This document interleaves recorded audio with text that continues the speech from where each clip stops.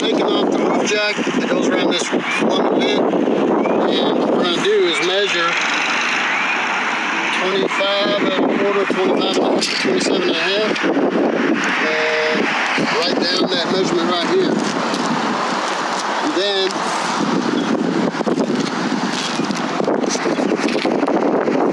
I'll transfer that to the sheet that we're going to fix to put up here, but we need to have a top, which will be 20 to 22 and 3/4. Give myself room.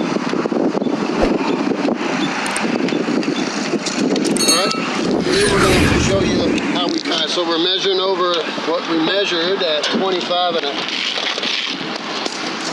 from the side of there to 25 to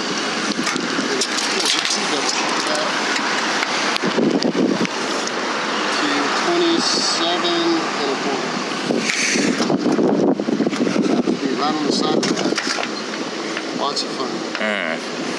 Then top down, 20 to 22 and 3/4.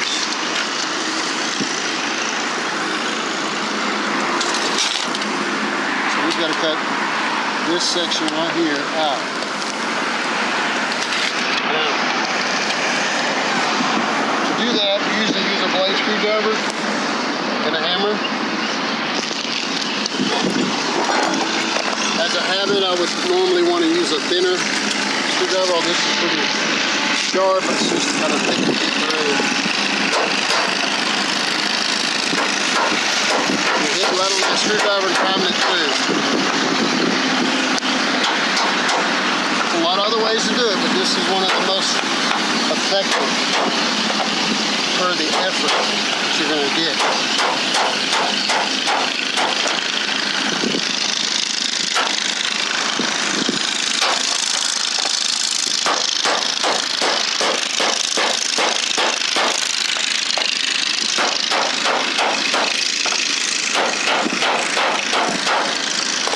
Obviously, you don't want to do this on top of the existing metal. There could be somebody down on the ground. We're doing it so you can have a chance to see it in action. There's the hole. Let's put it up and see what happens. And down, you'll see the metal all put on 2-foot centers.